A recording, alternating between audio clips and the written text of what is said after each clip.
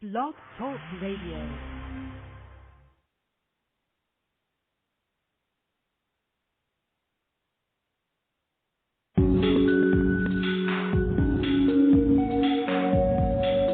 This is Open Minds Radio. Here again, your host, UFO paranormal researcher and journalist, Alejandro Rojas.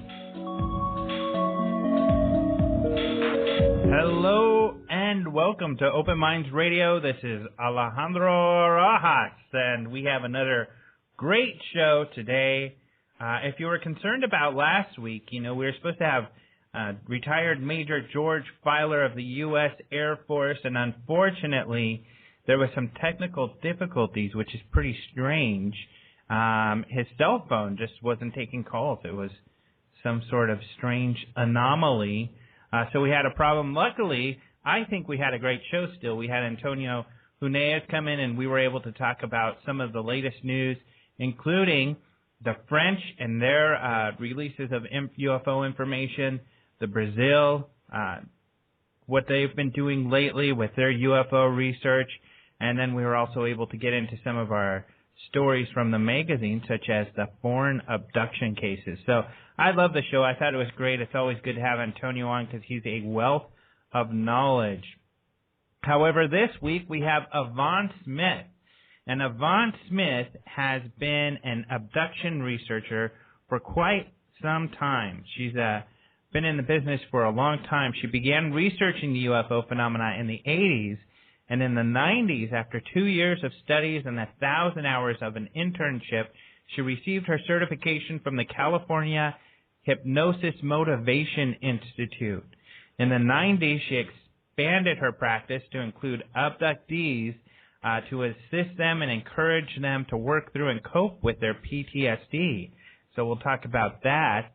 And then many of her subjects were referred to her by physicians and psychologists. So she's got a great reputation working with this sort of stuff. She also founded an organization called the Close Encounter Resource Organization, which maintains active monthly support group meetings. So they have meetings with where they bring in different speakers and things like that. So we'll talk to her a lot about that because she's going to have Stan Romanek coming on soon to speak out there, and she's real excited about that.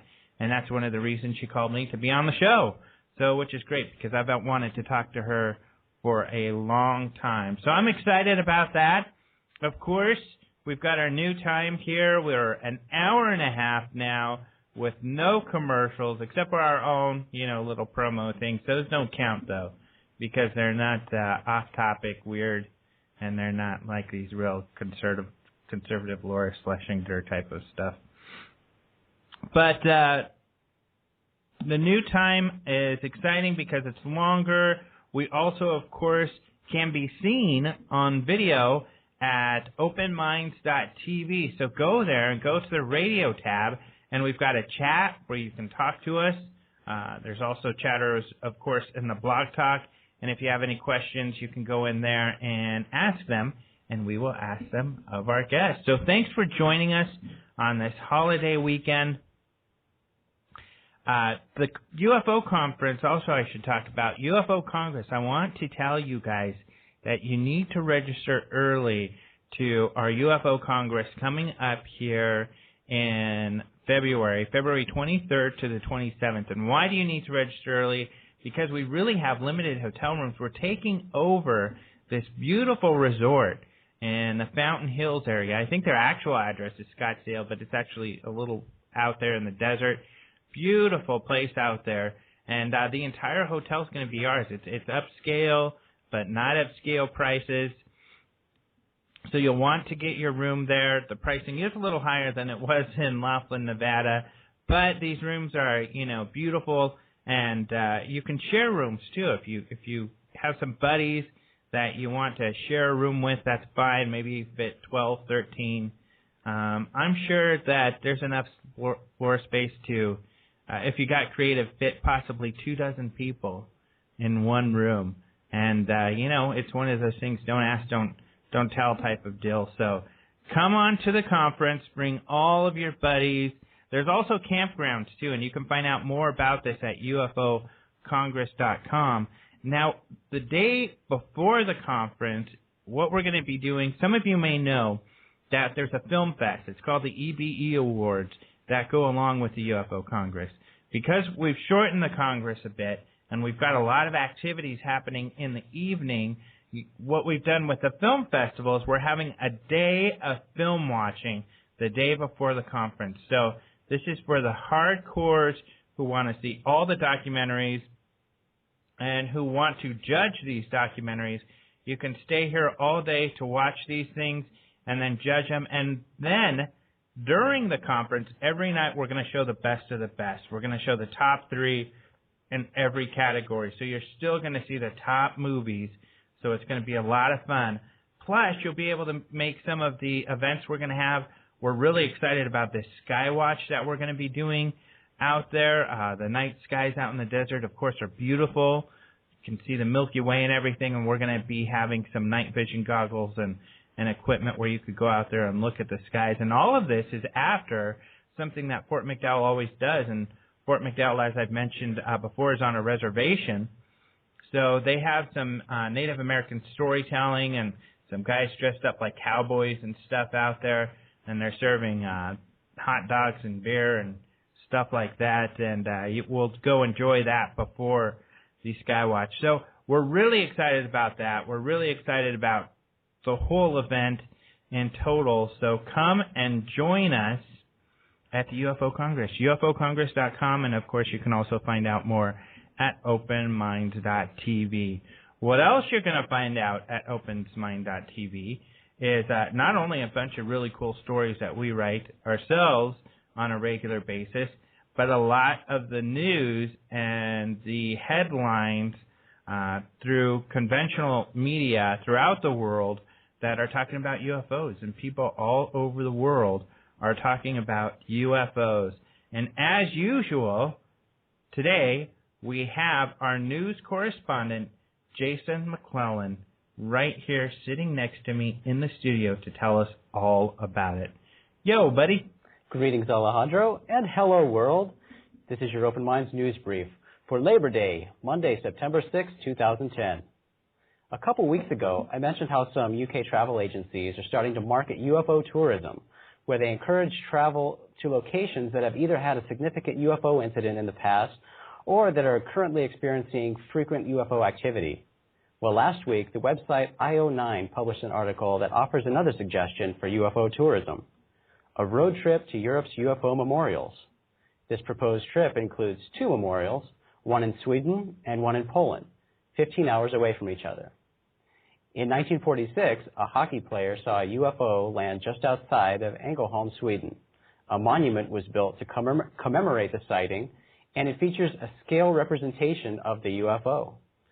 In 1978, a UFO allegedly landed in Immelsen, Poland, where 2 small green humanoids abducted a farmer. The memorial was built in 2005 to remember the event. We have an article on openminds.tv about this case that Antonio wrote. Yeah, the second one, and it's cool because if you look at the article, we also have some comic book pages that were done on this case, and it's an interesting case. I didn't know about the Swedish one, though. That's pretty cool. And it's cool that they would build a memorial for a sighting. I mean, that one was just a sighting. It wasn't an abduction. But yeah, that would be cool. If every sighting we could build memorials, we'd have memorials all over. There would be memorials everywhere. It would look like UFO City. And that might be more worthwhile for a road trip. Yeah. Because then you wouldn't have to drive 15 hours to the next memorial. Yeah, we've just got Roswell and then all these other weird things. Here's an update to a story we reported last week. Images captured by a hunter's motion-activated camera in Texas contained an odd string of lights, which many thought could be a UFO. Well, after investigating the photos, Texas Mutual UFO Network Chief Investigator Fletcher L. Gray determined that the lights in the photos were simply the result of camera malfunction. According to Gray, for an unknown reason, the camera's shutter was staying open, and when the infrared strobe would fire, the camera would capture the bank of lights. The strobe had 14 LED bulbs, and that's how many lights appear in the photos. Yeah, it's weird how that can happen, but I think he really figured it out because, 14, and when you look at it, they do look like little LED bulbs.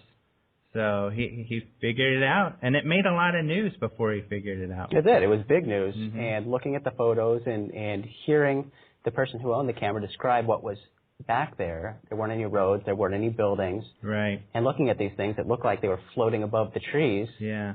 They were really cool photos, and you couldn't really tell what it was. Yeah. But the bank of LED lights makes a lot of sense. They're always oriented the same way and the same number. Yep. So I think he figured it out. Yep. Good job out there. In a recent poll conducted by 60 Minutes and Vanity Fair, there are more Americans who believe in ghosts and UFOs than there are people who think Sarah Palin would be an effective president. I thought that was kind of a funny poll. Yeah, that's really... Well, they pulled that out of there, but I think that's what they were shooting for with the politics stuff. But 30% was their number who believe in UFOs, which is a little lower than the latest poll. Right. And some of these polls, the more informal ones, are a lot larger than that. But still, 30% is a lot of people. It is. It's 1 out of 3 people. And there seem to be a lot of these polls done in the past couple of years at least. Yeah. More are happening. And the number seems to keep going up. Well, this one went down a little bit, but it's still a lot of people. Well, can you expect much from Vanity Fair? Yeah, exactly.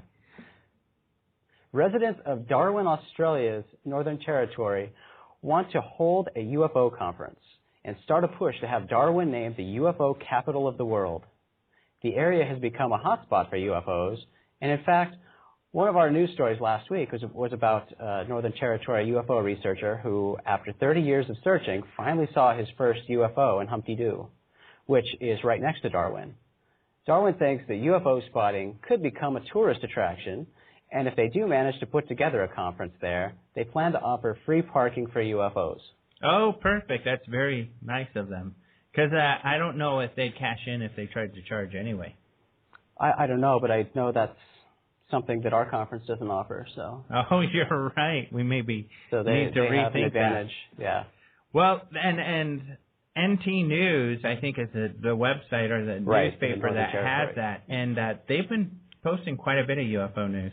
They have, and after reading this story and the story from last week, apparently they do have a lot of sightings and a lot of people interested in UFOs there. So they really are going to push to have a conference in Darwin. So that would be great. I mean, it's wonderful that all of these countries, in fact, to bring up the magazine again, our next issue we've got article on exopolitics and international, and actually we're going to have another one on this soon. But, I mean, internationally, there's a lot of groups starting up and a lot of conferences. You went to the Barcelona, or did you? I did not go to Barcelona. I think our boss did, and there were a lot of people there. So it's getting more popular all over the world, so it's cool to see Australia. It's definitely cool to see the international stuff. But we talk about the UK a lot. Yeah. But Australia's been in the news a lot more lately. Yep. It seems like we've talked about a lot of Chinese planetary astronomer Wang Zichao in the past weeks. Well, this week we've got a different Chinese planetary astronomer to talk about. According to Zhu Jin, the curator of the Beijing Planetarium, aliens exist, but have yet to visit our planet. He says that with 1 trillion planets going around fixed stars like the Earth around the Sun, the possibility of our planet being the only one with life is slim. He doesn't believe in UFOs because he doesn't think it's possible for beings living in other galaxies to travel the great distance to get here. He did, however, state his opinion that the best way for us to contact extraterrestrials is with radio signals. Interesting. Well, he's kind of towing the line of a lot of astronomers, even over here. I mean, the whole SETI thing. But I think he's underestimated with 1 trillion. I think there's more like 10 gazillion. Huh? That's a lot. I haven't counted lately. Really? Well, I had a lot to do this weekend. It was a long weekend. Well, then I'll take your estimate. 10 gazillion. Gazillion. You might be overestimating there, but no. If you count it, I'll trust you. Yeah. All right. There seems to be a debate going on in the UK about the frequent sightings that have been occurring in Halifax and Calderdale. We've been talking about these sightings a lot lately. The Evening Courier says that readers have contacted them to report seeing people in the area releasing Chinese lanterns. Mm-mm. Many witnesses, though, are fully convinced that what they have witnessed could not possibly be Chinese lanterns because they demonstrate movements that seemed to be propelled very rapidly in one direction, then into the other, then straight up, then straight down, blinking lights, changing colors. Well, and I mean, like you've noted, these Chinese lanterns can come in various different colors, and it makes it easy to call something a Chinese lantern because a lot of sightings are lights in the sky, and then it's easy for people, and unfortunately a lot of people just want a prosaic answer so they can just write it off and they don't have to think about it anymore. But in some of these cases, right, when you look at the details, there's a lot more going on than just some little lantern floating around in the air. Right. But it continues to make the news week after week. Yeah. Yep. Here's an update to another story from last week about a triangle-shaped UFO that allegedly crashed just outside of Fresno, California. Just to recap, for those of you who haven't heard about this yet, on the evening of August 21st, a triangle-shaped UFO reportedly crash-landed on a mountainside just outside of Fresno, California. A family observed the crash and immediately called Jeffrey Gonzalez, the California State Section Director for the Mutual UFO Network. Gonzalez couldn't access the crash site because it was on private land, but from a distant vantage point, he saw unmarked vehicles arriving at the scene and something that resembled an arc welding light. The next morning, Gonzalez saw scorch marks on the mountainside as well as a stingray-shaped craft. Since reporting this story last week, the video taken by Gonzalez has yet to be released. He claims that MUFON has been in possession of a copy for more than a week, and days ago he claimed that he was going to upload it to a friend's computer. Also, Gonzalez has recently commented that he thinks the craft was actually removed by the military before his arriving that evening, which would contradict his previous statements. So who knows what's going on with this story, and who knows if we'll ever see a video. Well, I hope we do, and it could be like I think maybe he looked at the video or what he thought he was videotaping looked stingray, and then later it didn't really come out in the video, or he noticed it was something other than that. If it was at a great distance, it's hard to make out even a trailer sitting there, you know. It supposedly was at a great distance, and it was next to some sort of shed or shack or something that was operated or owned by so he couldn't notice it was a trailer, and he misread it. The sun reflecting off the side or something. So we'll see. Hopefully we'll hear something, and he'll tell us what he thinks or something about this video. It'd be great to see the video. You know, even if not to see the craft, if that isn't actually there, but see the activity at the night, the welding light and the vehicles arriving. Right. See a lot of activity and possibly make out what the heck might have been going on. Right. We'll keep our eyes on this story and bring you any updates as we get them. And a UFO landing pad in France welcomed its first UFO visitor last week. Kind of. UFO port officials had a local artist build a fake UFO to entice real UFOs to use the landing pad. The landing pad was actually built back in 1976, primarily to attract tourists, and it does. Approximately 20,000 people each year visit this UFO port. 1976. So all of this news lately about people pushing UFO tourism, it's been going on for a lot longer than just this year. Right. That's pretty cool. I mean, I'd love to go check that out. But and it makes sense. I mean, how are they supposed to know that this is where they're supposed to land? And if you don't make a little UFO there to show them, so when they're cruising around, that's where we land. Let's land like next to that one right there. I couldn't find a picture of the actual UFO, so I don't know what it looks like or what they used for their inspiration.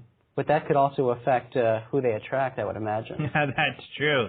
Because if they're flying around, they see all of our cars and our ships and everything. Yeah. How do they know this thing is supposed to be one of theirs? Yeah.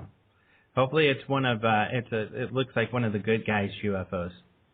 Just in case there's bad guys out there. Yeah, you're playing with fire there, I think. It's taking a wild guess at which UFO to put down there. Yeah. Hopefully it works. That is it for the news. Remember to check out these stories and more at openminds.tv, your source for UFO-related news. I'm your Open Minds news correspondent, Jason McClellan, and you've been briefed. All right. Thank you, Jason. And, you know, we never run out of news when we're putting together news for this show because there's just so much of it. And you can go to our website, like I said, and we post news on pretty much a daily basis, unless it's a weekend. We even do some weekends if we've got a lot. And, of course, we're a little late on today's news since it's been the holidays and we've been off messing around or taking it easy. But we'll have some news up later because there is some interesting news. Speaking of China and all the Chinese news, the People's Daily, which is the popular Chinese paper out there, they're talking about another UFO sighting, and there's even a video that was posted by some reporters of this UFO, and it does look very strange. At first you think maybe it's just Venus, or right now Jupiter is really bright in at least the Arizona skies just after dusk. But this thing is, kind of changing colors, and then it sits there, and it seems to even transform its shape. So it's a great video. We'll have that and the news story posted very soon here after the radio show, so check openminds.tv for that. Other things that you're going to find this week on openminds.tv this is an exciting one. This one I'm really excited about. The Rockefeller UFO briefing document. And if you've heard some of my prior interviews with Antonio Huneeus, we've talked about this. And Lawrence Rockefeller, one of the Rockefeller heirs, one of the brothers, had put together, paid for different UFO and paranormal research. And one of the things that they did, which he was probably, he was excited about and he used it often, was a UFO briefing document. And I mentioned Antonio because Antonio was one of the writers for this briefing document. When you look at the cover, he's one of the three people who are listed along with Dan Berliner, and and Mary Goldbraith, who is actually the wife of a diplomat. These people were well-to-do, society type of people, and she helped because she knew Lawrence Rockefeller put this thing together. Once they put this briefing together, Lawrence Rockefeller had sent it out to his friends, most notably the Clintons, Mr. and Mrs. Clinton. He was working through Hillary Clinton's office to get Bill Clinton to look into UFOs. And according to Grant Cameron, who runs presidentialufo.com, and I think his scenario seems the most accurate, that then Bill Clinton did try to look into UFOs using this evidence that was put together. And during the Clinton years is when the Air Force came up with these Roswell explanations, what they thought was going on with Roswell, the mogul balloon, and the crash test dummies situation, which, of course, many feel does not fit the evidence to the whole Roswell situation. So it's a great document that has all of the best evidence. In fact, that's what it's called, the best available evidence put together. Anyway, it was pretty private. Rockefeller only did like 1,000 of these and sent them around. Of course, some of the organizations that helped put this together, such as MUFON, FUFOR, the Fund for UFO Research, and CUFOS, which is the Center for UFO Research, which is the group that was put together by J. Allen Hynek, the astronomer who worked for Blue Book. Anyways, all of these organizations had some copies, but for my own use, I had put one together on PDF, and it just so happened that Antonio and I were talking to some of his buddies, and the current representatives, some people who actually helped work on this document for those other organizations. And we asked, do you think it'd be okay if we posted this online? Because really it's a great document and everybody needs to see it and use it for their own reference. And they said, sure. So we've just put that up online where you can download the PDF, some great cases. Those of you who have been in UFO research for a while will know these cases. But there's also a lot of quotes and quotations. In fact, some of the websites have taken all of these quotes and put it on their website. But you'll see it all here in its original format. And it's just very interesting that this is something that Lawrence Rockefeller put together. And this guy was, not some black sheep of the family. He is noted for helping start the whole Silicon Valley and funding and being a banker to help create all of essentially the computer revolution. He was also a philanthropist, though. He also did work on different things and donating Rockefeller money to organizations to help the planet. So really cool. We're really excited about that. You'll also see a small story and a link to UFOnut.com because Chuck Zukowski, our good buddy, has had another cattle mutilation in the San Luis Valley area. This time it was a horse that was mutilated, and this is kind of a sad story because not only was this horse mutilated, there were also some other strange, anomalous physical effects to the other horses that were at this ranch. And these horses have, emotionally suffered over this thing. You can tell they are traumatized. The brother of the horse that was killed is very protective over the body and letting people near the body. So Chuck talks about how he had to gain the confidence of this horse.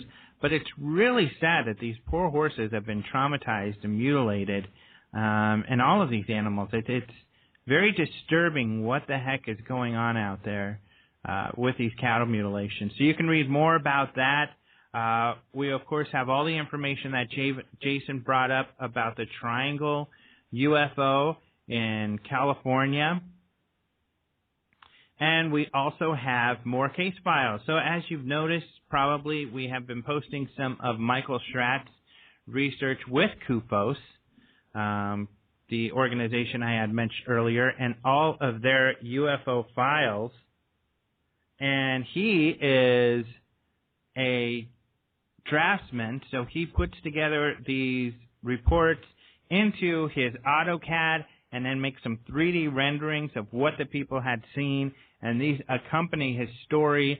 They're great pictures and they're great renderings. It's cool to see, what these people were talking about in 3D, and to see all of these strange, unusual shapes that have been reported by people. And these are not shapes that are often or always in great distance from the witness. Some of these shapes and objects have been seen fairly close to the witness, so they've been able to get a good look at this object, and he's put that together and all their descriptions. So, and that was the CUFOS Files, which is the Center for UFO Studies. That's why I paused earlier, because I couldn't remember the last word. Center for UFO Studies, CUFOS, a great organization that no longer really runs. Instead, really MUFON is the one investigation organization that is doing all of the work out there. And that's why they call MUFON a Mutual UFO Network, because it incorporates a lot of other organizations that worked in the past. Everybody decided, hey, let's work together and figure this out, and that's what they've done. So, we are going to talk to Yvonne Smith in just a couple minutes here. Let's go ahead. We're going to take a short break so we can get Yvonne on the line, and then we'll be back talking about abductions and her work with abductions. And I'm really excited to talk to her because she's been in this for a long time, and she's a wonderful lady. So stay tuned. We'll be right back after a couple Open Minds messages. Production is proud to present the 20th anniversary of the International UFO Congress, coming to its new home at the Radisson Fort McDowell Resort and Casino in Scottsdale, Arizona. This is the premier annual event for UFO researchers, enthusiasts, and the general public with an interest in mysterious phenomena. Come listen to expert ufologists, government officials, and respected scientists presenting information relating to UFOs, extraterrestrials, crop circles, abductions, cover-ups, and more at the largest UFO conference in the country. The 20th anniversary of the International UFO Congress takes place February 23rd through February 27th. Visit UFOcongress.com for more information, including sponsorship and vendor opportunities. Having been referred to as the CNN of UFOs, OpenMinds.tv is the hub for news relating to the alien UFO phenomenon. With daily updates of exclusive photos, videos, merchandise, and investigations, OpenMinds.tv is bringing UFO and extraterrestrial research to a global audience. The website features the Open Minds store stocked with books, DVDs, and other merchandise, including Open Minds magazine. Visit OpenMinds.tv, the definitive source for UFO-related news. That's www.openminds.tv. Are you or someone you know looking for the latest movies and publications containing information about UFOs and extraterrestrials? The Open Mind store is stocked with books, DVDs, and other merchandise, including Open Mind Magazine, the leading bi-monthly magazine that explores the UFO phenomenon. Single issues, as well as yearly subscriptions of Open Minds Magazine, are available in the store for both domestic and international customers. The recently expanded DVD offerings include dozens of documentaries and conference presentations by experts in the field of ufology. The ever-expanding line of products, including DVDs, books, and branded Open Minds merchandise, make the Open Minds store an online destination worth visiting frequently. Browse the store today at store.openminds.tv to see the latest editions.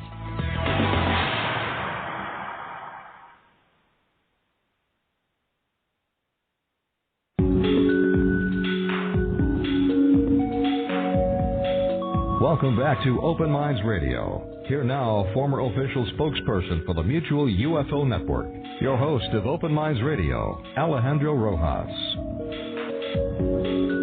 All right. Welcome back, everybody. This is Alejandro Rojas, and I want to give a special thanks to one of my coworkers, Maureen, for coming in on the holidays. I mean, she is looking pretty, she looks like she needs more rest. So thanks for coming in, even though you're having a hard day on this holiday. But we have another special person on the line right now, Yvonne Smith. Are you there? I am. Thank you for having me on, Alejandro. Well, thank you for being on. You know, I've wanted to have you on the show for quite some time, so I'm really excited to have you on because you've been doing so much great work for so long in this field. And, you know, I know you are going to have Stan Romanek soon, and we'll talk a lot about that. But I would like to get some more background on your work also. And I guess I'll start off with a question. When you started learning hypnotherapy, was it with the intention to help abductees? It was not really with the intention there because when I it's just so, it's so difficult to, think about how the path led me here. But when I began studying hypnotherapy, I realized that hypnotherapy is used to help so many different, issues and types of ailments that people go through. Especially, I was very interested in working with cancer patients, which I did when I was at the clinic where my college was located, as well as post-traumatic stress disorder. And so when I opened up my practice and I began working with PTSD issues. People were starting to talk about their UFO experiences, and I, began receiving referrals from other therapists because they really did not want to handle anything having to do with UFOs. They just were not going to stick their necks out there. But I began working with PTSD victims, and I realized when people that were describing encounters with UFOs, they were describing their stress and anxiety, and it was all the same.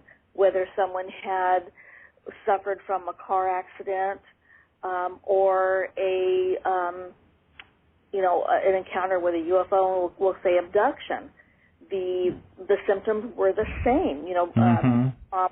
Trauma is trauma, and no matter what, people need help. So I didn't realize at the time, though, how the work with UFO experiencers were just going to really take over my practice. I mean, it just began to snowball. And before I knew it, I was asked to lecture and I began doing print interviews for local newspapers, and because people were intrigued about this, right. UFO encounters, and then when I began Close Encounter Resource Organization, oh my God! I mean, the press were very interested in that because they're thinking, well, my gosh, if you felt like you needed to start a support group, then there must be a need for it. Right. And I said, I explained it's the same as any other support group that you've ever attended or ever heard of, but we're dealing with UFO encounters. How did you first come across the whole concept of abduction? Well, it's funny enough, my mother, several years ago, she read about, back when it was Life magazine featured an article on Betty and Barney Hill, believe it or not. I remember coming home from school and she said, look at this article. These people had an encounter with a UFO, or maybe at the time she said flying saucer. I don't think they called it UFO at the time. This was in the 60s. Right. And,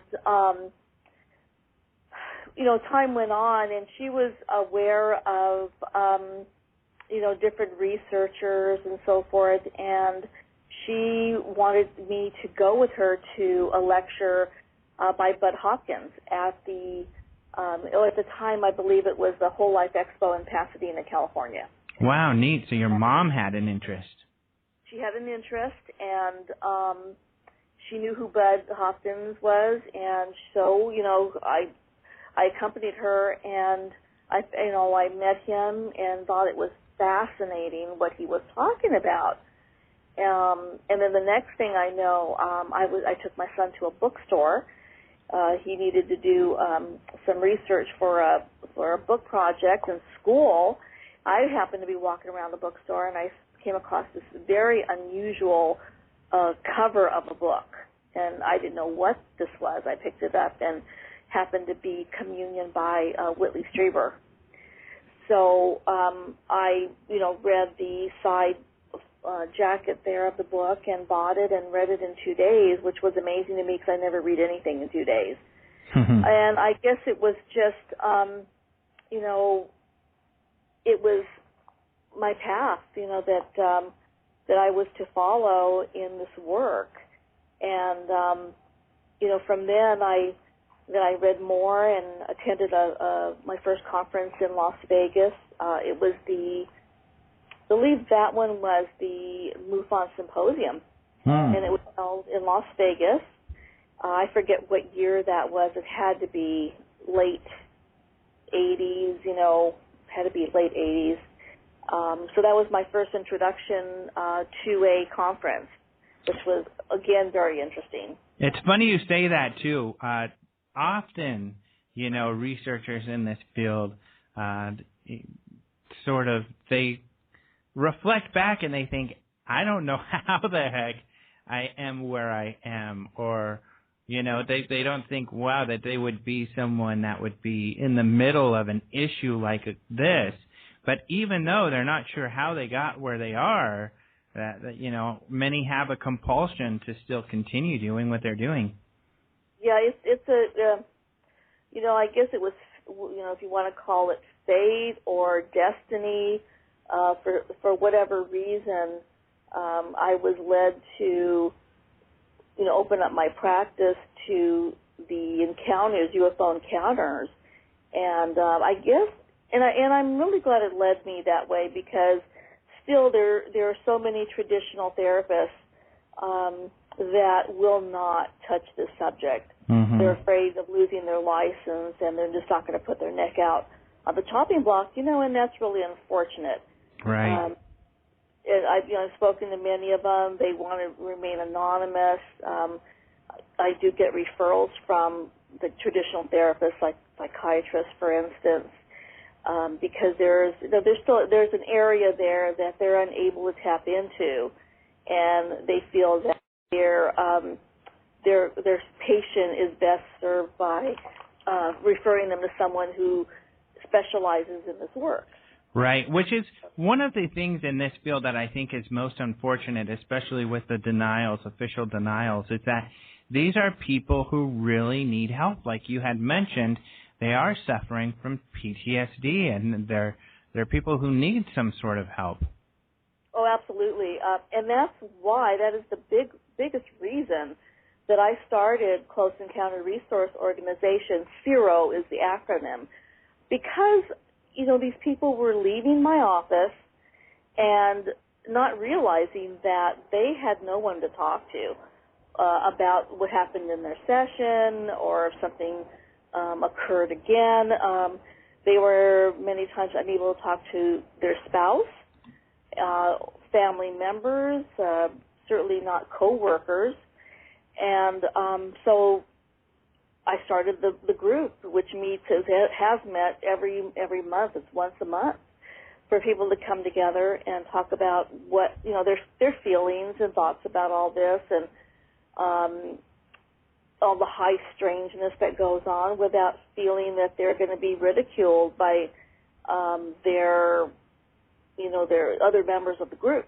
Now, I also have always welcomed significant others, spouses, family members, because it not only affects the person having the experience, it affects the entire family. But we've also learned over the years that it also affects the family in a way where other family members are having experiences as well. It's a family there. It's not just one person. And that's where I've personally seen families struggle the most is, well, if there's just the one person having the experiences and not the spouse, and the spouse is having a hard time believing, or if both are having the experiences and one of them is in denial over it. And that doesn't hold just for the spouse. I've seen that with parents and other family members as well. Yes, it's so common, and it really boils down to so much fear. Fear of the unknown, and fear that, this might be real, and that's why many of them will not look into it, don't want to discuss it. So, I think they feel that if they discuss it openly, it makes it even more real in their world. Mm-hmm. And this is a very complex issue. And unfortunately, as you know, our own government denies it, and they've really been very successful in their denial. Where that's where the ridicule factor comes in, because people think, I can't say anything because people are going to think I'm crazy, and that's really unfortunate. And that's why people like myself, researchers like myself, keep doing what we're doing, so that we can finally and hopefully bring this out of the closet, per se, so that everyone will feel comfortable, whether it's a sighting or an actual encounter, an abduction. Mm-hmm. Say. Well, and to let people know, ysmith.com is the URL for your website, where they can learn more about your work and CERO. Yes. ysmith.com. And someone had brought up in the chat just a moment ago, sleep paralysis. And this is something I was thinking of asking you as well, at least in that, as far as I know, one difference would be sleep paralysis doesn't seem to cause post-traumatic effects. No, absolutely not. And, sleep paralysis has been thrown around by so many debunkers and, hard skeptics that they're all suffering from sleep paralysis. They try to throw them all under one pot. And my question is, well, okay, how does this explain people who are not asleep at all? They're driving, sometimes by themselves, many times with other people, other family members, and they see a strange object in the sky, very bright lights, and before they know it, they are, missing 1 to 3 hours in their life. they weren't asleep whatsoever. People that were in their homes, say, reading a book, either on the couch in the living room or in their beds, and they see a light, very bright bluish-white light usually come into their home, come into the room. They're rendered paralyzed at that time. They know they can't move, but they certainly were not asleep. And we do have to, really think about, as you mentioned, the PTSD. PTSD occurs, it's the effects of a traumatic experience in someone's life. A great example, of course, is very obviously our military going through the war and coming home, they suffer from PTSD. Back in when it was World War II, when they were suffering from this, all the soldiers coming back, we had no idea what was happening to them. I cannot recall when post-traumatic stress disorder when that was coined. It could have been during the return of our Vietnam vets. Mm-hmm. But it's very real, what people experience.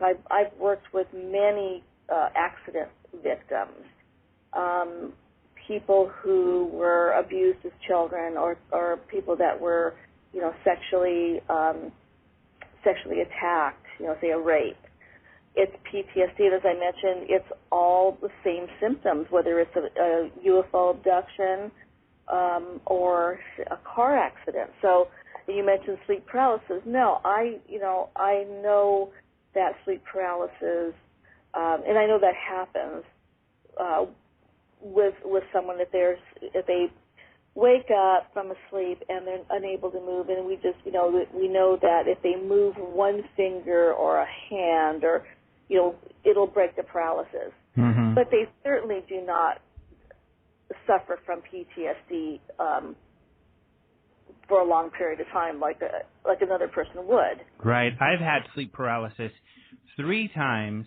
The third time I was able to break through it, but at no time in any of those events was I really traumatized at all. I noted it and went back to sleep, or the last time I forced myself to move a finger or something and broke out of it like you talked about. But I wasn't traumatized. It was just, I don't know, it's a weird state of mind. Yes, and I've had it too. I've had sleep paralysis. I've not suffered from something in the room or a bright light. Me either. And it seems that, and the episodes that I've had, and they've been very few, of sleep paralysis, it's when I'm extremely tired. I've noted that. But the same here, Alejandro, is I do not suffer from PTSD. Yeah. So there's a dramatic difference. We can't blanket all these people from all over the world and saying, oh, well, they all have sleep paralysis, or they were all dreaming. This is certainly a physical event, and it certainly is worldwide. So, because when I've traveled and I've lectured in other parts of the world, people come up to me. Something that struck a chord with them during my lecture, and maybe saw a slide or two that I presented. Many times these people are unable to speak English, but they saw something in my presentation, or heard something in my presentation that resonated with them. That they felt that they suffered the same type of encounter.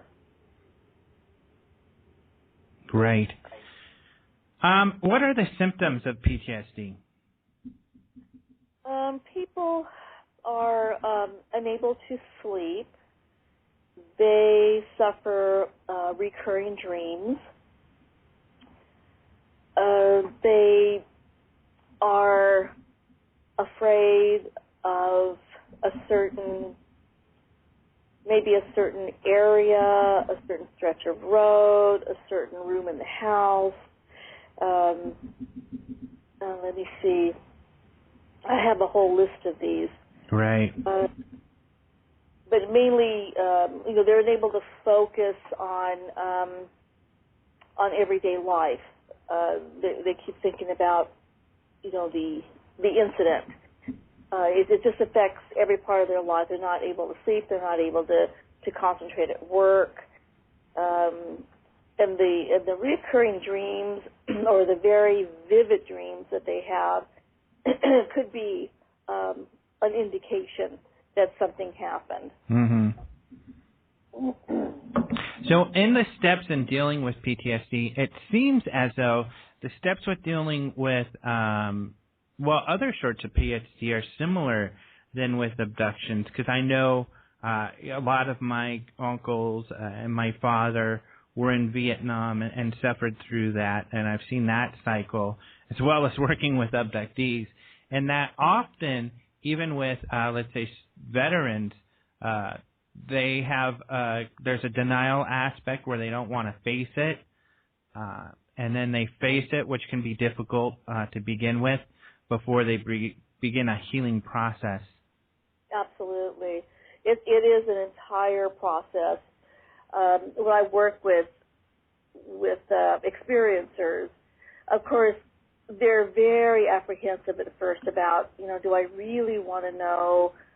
Maybe I should leave this alone. And they'll leave it alone for a while, but they realize that it's haunting them. They keep thinking about it. They can't, they're unable to sleep. It's affecting every aspect of their life. So they then proceed with their sessions. And as we bring up the hidden memories of what occurred to them, sometimes something very obvious, say they've woken up with a strange mark on their body that wasn't there the night before, and they know that it wasn't there the night before. Even though it's frightening, because, when I regress someone, they relive the experience. And, of course, I use different techniques where we can get through it without them experiencing the tremendous fear or the discomfort or pain. But the important thing is for them to bring all the memories up so that we can deal with it one at a time and make sense of it.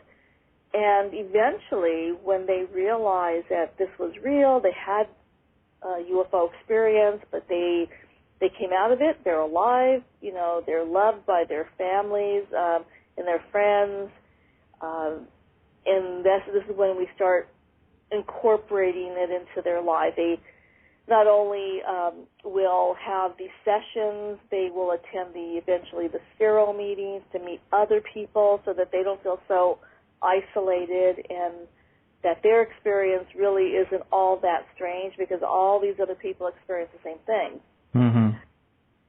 So many similarities. So, when they meet other people. So it's a process, and it is a process for healing, and they do heal. And I mentioned when I was lecturing in Roswell, we were on a panel with Travis Walton and Kathleen Martin, who's the niece of Betty Hill. We were talking about, obviously, abduction, and I mentioned that I have, in the 20 years that I've been doing this, I've never had anybody come to me to tell me that they regretted going through the hypnotic regressions. Mm-hmm. They feel that they did benefit from it, and that they were able to get on with their lives. And then they met all these other wonderful people that, they became friends. And so I really honestly have never had anybody regret the hypnosis experience. Yeah, that's one thing. I know it's difficult for a lot of people to go to therapy or to start working on these sort of issues, but you'd probably agree more important to face it than to keep it shoved away, because it does manifest itself in negative ways in your life if you shove it away. Oh, absolutely. You could shove it away for a certain amount of time, but it will start surfacing. It'll surface, and when it gets to that point where it's interfering with their lives, it could affect a relationship or a marriage, and that's that's unnecessary because there is help out there for people. And I mentioned before, we're working very hard to get this out in the open and be able to talk about this freely without without ridicule. Many years ago, and I mentioned this on a talk show one time, nobody wanted to believe that parents were abusing their own children. Mm-hmm. Nobody wanted to believe it. And now, years later, there's therapists and support groups and, places for children to go to, for parents to have therapy. It's out in the open, in other words. So I think if we keep working at this, we'll be able to accomplish the same goal of being able to establish that this is real, that people aren't crazy, they're not hoaxing, they don't want, attention, they're not doing this for money. I've heard it all over the years. Right. So, I think I'm just one of those people that were meant to work with this, to help people, get through it. And, I think it's, for me, I've met so many wonderful people like yourself and my other friends and colleagues over the years. I have friends from all over the world. It makes the world a smaller place. Mm-hmm. When you travel to other countries, you meet other people. And, of course, now with our technology, with email, we're able to keep in contact. Where I remember when I first started my practice, oh, my gosh, my phone bills were, tremendous because that was before we started using email. Right, yeah, and there's still some researchers, as you know, such as Dr. Leo Sprinkle, one of the pioneers in this area, who doesn't have a computer. He still does everything by snail mail.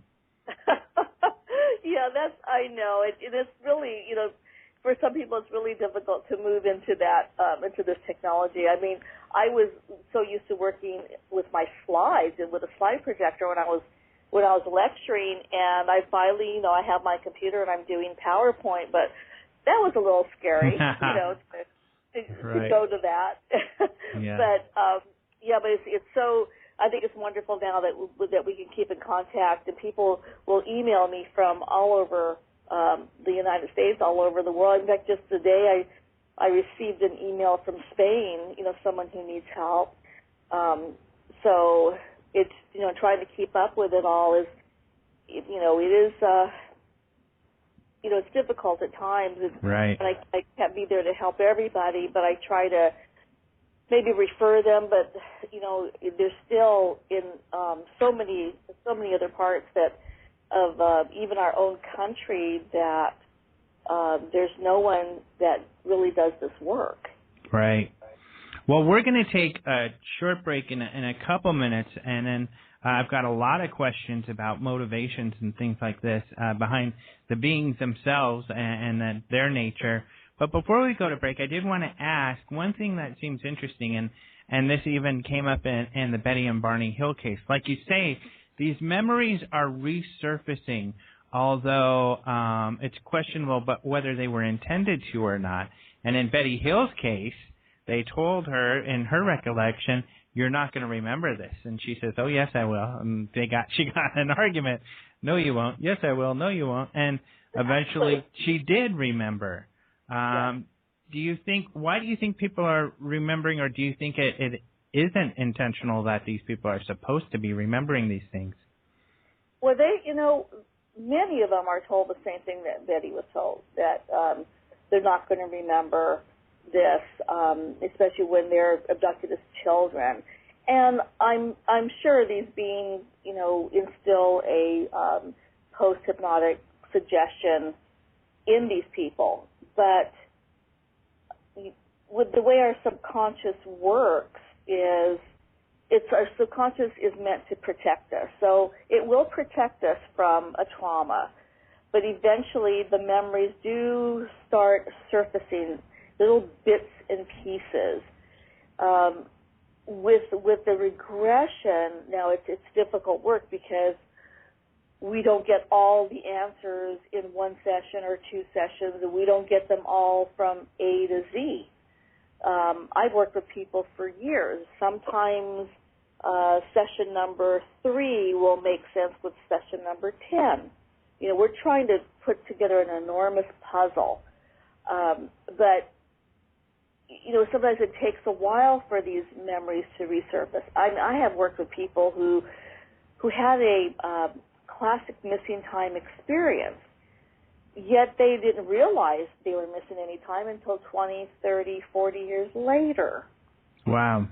Which is another strange aspect to all this. Mm-hmm. I've had a whole group of family members stand out on a patio, and they're having a little gathering, and they see this very strange light, you know, lights in the sky. They know it's not an airplane, it's flying very low, and they're all excited, and they're talking about this, and they're watching this, and then they turn around, they all go in the house, and no one talks about it for years.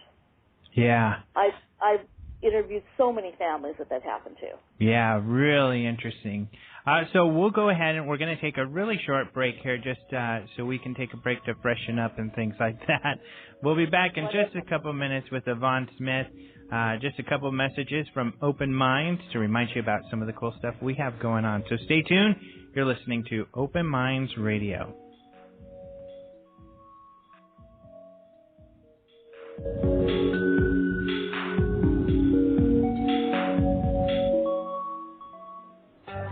Open Minds Magazine, the exciting new publication by Open Minds Production, is in stores now. Open Minds Magazine is your look inside the fascinating world of UFO-related phenomena, including extraterrestrials, abductions, cattle mutilations, crop circles, alien implants, and more. Open Minds Magazine provides readers with current research, investigations, and news, all delivered in a stunning graphical presentation. Pick up your copy today and prepare to have your mind open. That's Open Minds Magazine, available now at Barnes & Noble, Borders, and online at openminds.tv. Having been referred to as the CNN of UFOs, OpenMinds.tv is the hub for news relating to the alien UFO phenomenon. With daily updates of exclusive photos, videos, merchandise, and investigations, OpenMinds.tv is bringing UFO and extraterrestrial research to a global audience. The website features the Open Minds store stocked with books, DVDs, and other merchandise, including Open Minds magazine. Visit OpenMinds.tv, the definitive source for UFO-related news. That's www.openminds.tv. Open Minds Production is proud to present the 20th anniversary of the International UFO Congress, coming to its new home at the Radisson Fort McDowell Resort and Casino in Scottsdale, Arizona. This is the premier annual event for UFO researchers, enthusiasts, and the general public with an interest in mysterious phenomena. Come listen to expert ufologists, government officials, and respected scientists presenting information relating to UFOs, extraterrestrials, crop circles, abductions, cover-ups, and more at the largest UFO conference in the country. 20th anniversary of the International UFO Congress takes place February 23rd through February 27th. Visit UFOcongress.com for more information, including sponsorship and vendor opportunities.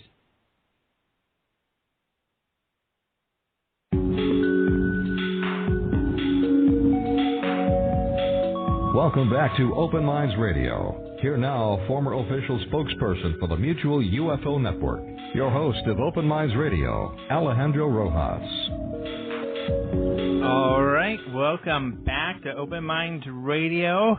Yvonne, before we left to go to break, we were talking about people's memories resurfacing, although, like we had discussed, they were told their memories wouldn't resurface. Do you think this points to possibly these beings not understanding us as well as they think they do? That could possibly be. I mean, we're pretty strong. We all have strong constitutions, and we have very strong subconscious minds. I mean, the subconscious is much stronger than our conscious mind. I mean, it makes up 80% of our total mind power. So that's why so much gets registered in the subconscious that, you know, we don't remember. All of our lives, we have many computers within us. So things that may have happened in our childhood, and I'm not just talking about abduction, but, you know, other things in life that we don't quite remember, but it's in our subconscious. So they probably really, you know, I mean, they're obviously intelligent beings, but they may not realize how strong we are and how strong our subconscious is. And how how determined some people are. I mean, Betty Hill was a very determined woman as other people are, and they realize, this happened to me, and I have a right to know. So when these memories begin to surface little by little, bits and pieces, people do come to me and say, I didn't give permission for this to happen, and I really want to know what happened. Mm-hmm. So, and I'm pretty good at, after 20 years of bringing these memories forward. So,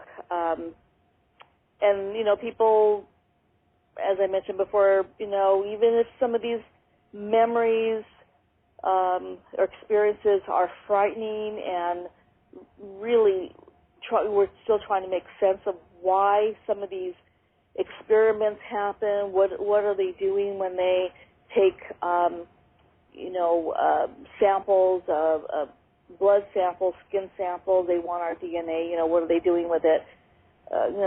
People become indignant, and many say, "Look, if if they had just asked me for my permission, maybe I'd cooperate with them." Mm-hmm. But I think that determination that we have really helps bring everything forward. Right. Which kind of gets me back, and there's been some debate in the chat, and of course this is kind of a hot topic, is getting back to agendas, because there's motivations behind the abduction phenomena, because there are a lot of opinions, and you've worked with all of the people who are on the front in all of these opinions, such as Bud Hopkins and David Jacobs seem to have a similar opinion of perhaps some deception going on here by the creatures.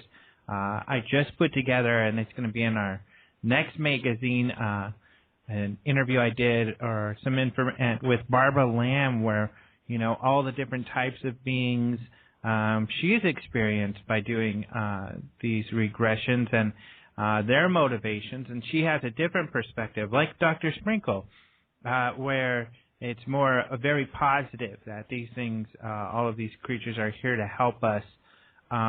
So there's a wide variety, and then you kind of have John Mack in the middle, who wasn't even sure if these are physical events happening. Where do you fall in all of that? Well, oh gosh, it's just everything is just very difficult. I haven't formed a final decision on what all of this means, what all this is. I know that it is a physical event that happens to people. People are actually taken from their natural environment to, say, the spacecraft and examined. These beings, they materialize. They can come through walls, through doors, and they don't have to open doors or open windows. They'll materialize and dematerialize. And it seems that they're able to do this with us, who we're solid beings, and they're able to bring these people from their environment through walls and through windows without opening them. So they have that capability. I'm not saying that all of the experiences and all of these beings, and there has to be so many, probably hundreds of different types of beings with all different agendas. The ones that I'm mainly dealing with, and the reason why people come to me for help, are the ones that, the little gray beings that seem to be the workers, the little short ones that seem to be the abductors. They have a beehive mentality, so there is definitely a chain of command on the spacecraft. But they're the ones that do the abducting. They don't seem to have any feeling or sense of the person being frightened. They really don't have that capability that we have. Now, in the beginning, the experience seems to be very frightening, of course, because the person is taken, and they don't know what's happened to them. They're taken to a very strange environment. What Travis remembers, just a very short time of his 5-day experiences, being in this room with these very short beings with the big eyes. You know, he's thinking he was in a hospital, and until he saw these beings, and he became very frightened. Then he came across the human-looking one in another room, and the people that I've dealt with also see very human-looking beings. They could be walking on our street, and we wouldn't look at them and say, oh, you know, they might be alien beings. I mean, they look very human. You know, some of them may be here, may come with the intention of helping us. The ones that I'm working with people that I'm regressing, they're told that the beings are not allowed to interfere with us. They're observing us. They're very interested in what we're doing down here, and especially with all of our weaponry and wars that we have. I think they're concerned about that, our nuclear weapons, but they're not allowed to interfere. So I can't say that all the beings are here to come down here and help us and save us from ourselves. I mean, we haven't seen it yet. There are wonderful beings up there. I hope I come across them. You know, I hope they're telling me what they're doing so that I can be more effective in my work. But I haven't been told anything yet. So I really am not coming from they're all evil, you know, and they're all doing evil things or they're here to help us. I know that from studying all of this that they do have certain beings do have an agenda, and I feel that the agenda surrounds the hybrid program. You know, as strange as this sounds, but it just seems that because they take ova constantly, they're taking sperm samples, and then time and time again, people are abducted again and shown babies, they're shown children in different stages of life, and they're told that this child is theirs and they need to interact with it. Now, what's going to happen with these hybrid children, you know, is, I don't know. I mean, are they going to all live here among us? They may be down here already. I know people have mentioned that they feel that they've come across beings, you know, that are hybrid. They weren't quite, you know, they weren't quite human. There was something about them that was a little strange. I've been hearing this more and more, and I know Bud and David have come across that as well. But I mean, I don't, you know, I wish they would tell me more. They would give me more answers about, you know, what the ultimate agenda is. Now, they're creating all these hybrids. I mean, I'd like to know what the reason is. You know, are they here to take us over? You know, or I mean, they're certainly not. They certainly are not here to destroy us. I mean, I really feel that that could have been done a long time ago when they first started showing up here. So I truly don't feel that they're, you know, we're in that Independence Day type of, you know, situation. But I do feel, I think they're telling the truth. These certain beings are saying that, telling these people that they abduct is that they're not allowed to interfere with us.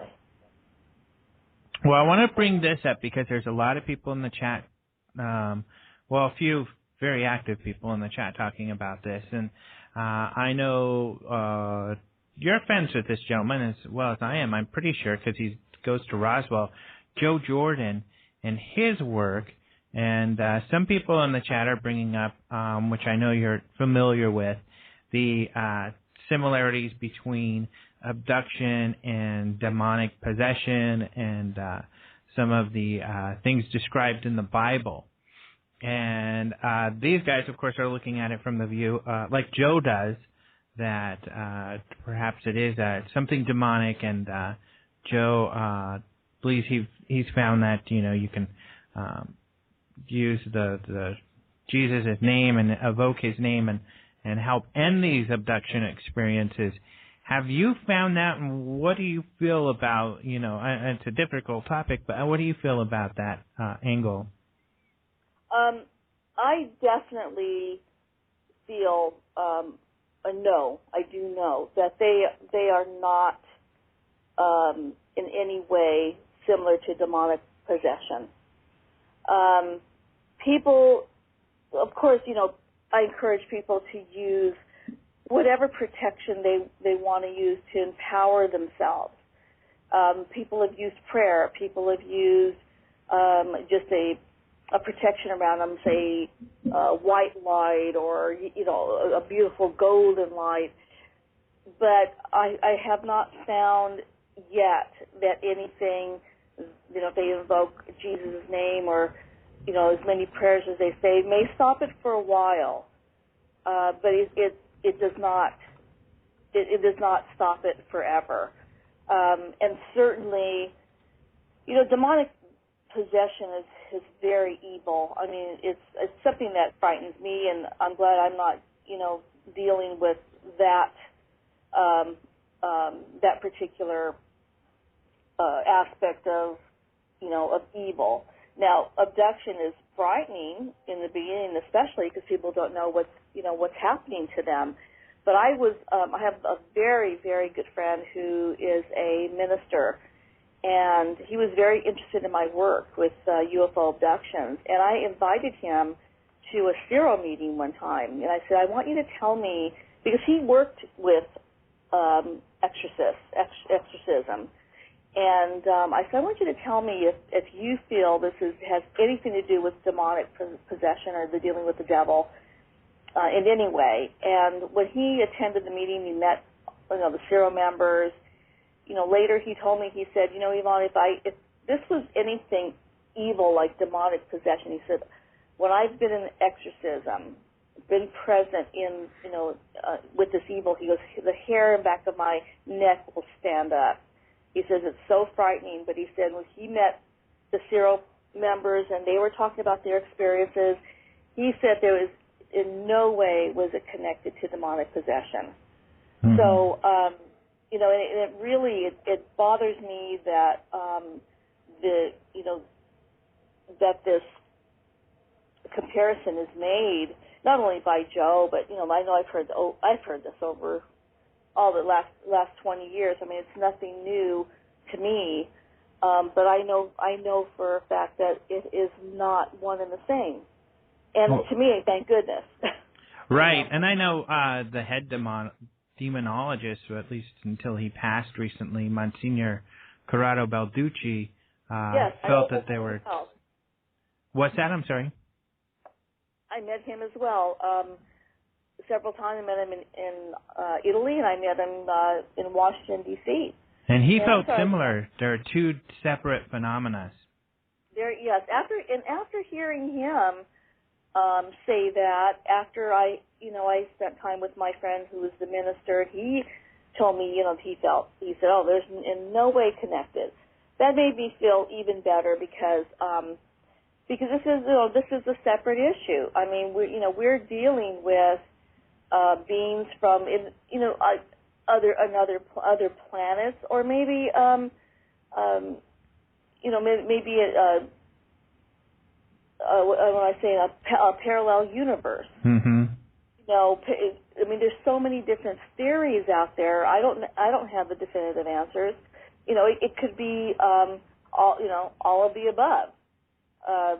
But I know that these people are experiencing, they're having interactions with beings from other worlds. And, I mean, it's hard to explain, but it isn't anything evil like like when we're talking about demonic. Did you, Alejandro, did you watch the movie Fourth Kind? Oh, yes. Now, when I sat there, and I definitely wanted to see this because it had a lot to do with my work, and I sat there, and my first impression was seeing these people that were in hypnosis, and I cringed when I watched it. Right. To me, it was more of a, these people were possessed. Right. I've not had anybody levitate in hypnosis. I've not had anybody go home and commit suicide or kill their families. I mean, I was horrified. So was I. I felt the same way, and I went with Antonio Maurizio here, and we went together, and that's what I was really most almost offended by, working in this field, because it so misrepresents the real research, which is interesting enough, and they try to play it off as if it was real, and then you talk to people and they think that some of those videos in that movie were real, because they said they were, but they weren't. No, they did play it off as this was a documentary, and I've had people email me just so frightened about, oh my God, can this happen? Was this real? And I had a psychiatrist write me about this, and I definitely tell them, oh, absolutely not. This is not real. It was just a movie. That hypnosis, hypnotherapy, and regression is safe in someone's hands who's had the proper training. But what struck me, though, was that it looked very demonic. Right. It looked like they were possessed, mm-hmm. and that's what bothered me. Right. That is it was, that movie was just awful for many levels. Terrible. It was sad. It's unfortunate. Yeah. But to go back to, I think one of the interesting things about this, about abductions that we've yet to see, and is the physical part of it really getting as much emphasis as it should. The physiological effects that people have. This is definitely, in my experience and yours, as you had mentioned, and the many other people like you who have done decades of work, that it is a physical. It's something that John Mack really, for instance, didn't tackle, and I love John Mack. He was a great thinker. But there are physical instances. People do come back with scoop marks, other marks on their body, and then there's the whole implant phenomena. Yes. It seems like it's an area that's ripe for more science to be done. Yes. Oh, yeah. We have a long way to go, but there's people like my friend and colleague, Dr. Roger Lear, who for the last several years has been very instrumental in getting these surgeries done, getting the X-rays done, is needed, getting the surgeries done, and the analysis. Everything takes money, and most of the time we do this out of pocket. We don't have funding. I really want to work towards that, because I think we all deserve mm-hmm. To have funding in some way, because this is very serious work with the implants and with people coming back with. And I present the marks and scars that are in a triangular shape, needle marks in a triangular shape, bruises in a triangular shape. I've asked doctors in the past, how does someone bruise or mark in a triangle? And they have no way of explaining it. So yes, I mean, we, like I mentioned, we do have a long way to go.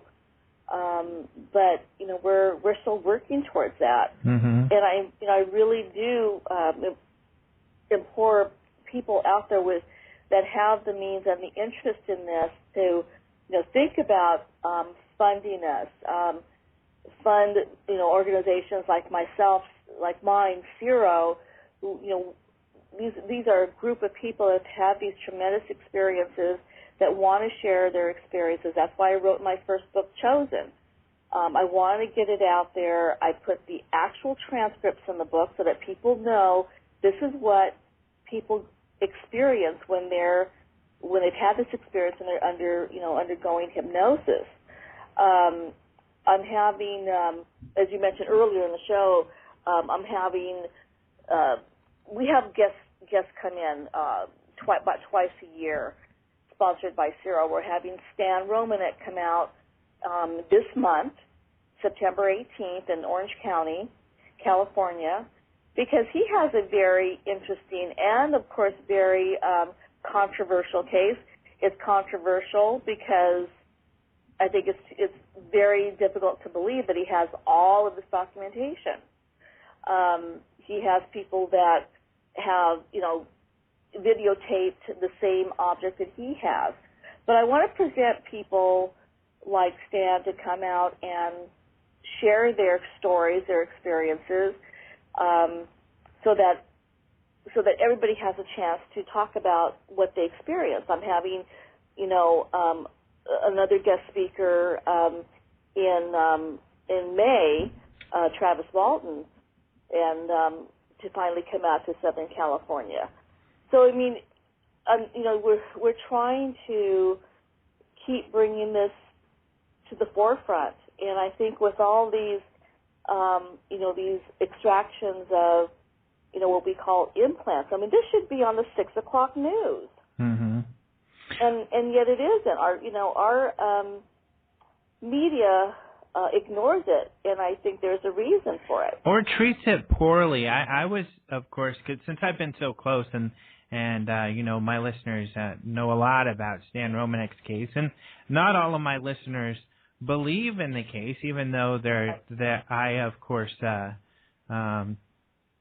was a lead investigator and had my own experiences, and luckily, even though they don't agree, they come back to the show. And I don't blame people, it's a difficult thing, and I just encourage that they go like September 18th to see him. Unfortunately, he's called and asked me to come out, and I'm going to be in California, but I'm going to be 5 hours north in San Leandro at the Rubens X Fest. I heard about that, yes. Yeah, so it's unfortunate that, it's funny, I'll be in the same state, but won't be able to make it out there. Yeah, so if your listeners, like I mentioned, I want to give everyone a chance, to speak about their experiences. And since he's in Stan Romanek's in Colorado, I wanted to give him the opportunity to come out to California and talk about his case. So as you mentioned, it's September 18th at the Learning Light Foundation in Orange County, California. They can send me an email if they want more information, or go onto my website, as you mentioned, ysmith.com.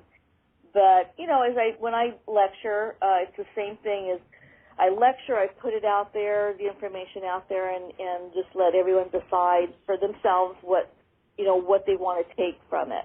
And I hope people go see Stan who live in the area, and my listeners who are skeptical, to see what I've been talking about, or what we've been talking about, because all of these things he's had included in his life, scoop marks, implants. I've been there to witness this, and I've been there to examine these things, and I rubbed his skin raw, with those scoop marks that fluoresced under the black light. I know, that wasn't anything above the surface. And I can't believe we only have like a minute or so left. We are almost out of time. It flew by. It sure did. I really enjoyed this, Alejandro. Thank you so much for having me on, and I hope your listeners will, if they have any questions, they can welcome to send me an email. They can get my email from my website. They could also, if they're interested in purchasing Chosen, my first book, I'm in the process of writing my second and third right now, but they could also purchase Chosen through my website or on Amazon. And I encourage people to go out there and buy our books and give them out as, Christmas gifts, birthday gifts, and help us spread the word. Yes. Well, thank you so much for being on the show. ysmith.com. We'll have Yvonne on again because I have a ton more questions to ask her. Wonderful. I I look forward to it. All right. And next week, we've got Mark D'Antonio, who does the photo and video analysis for MUFON on. So you're going to want to check that out. We'll talk about all the cases that he's researched there. So thanks again for tuning in on the show. We'll talk to you next week. Be sure to check us out, openmind.tv. Thank you.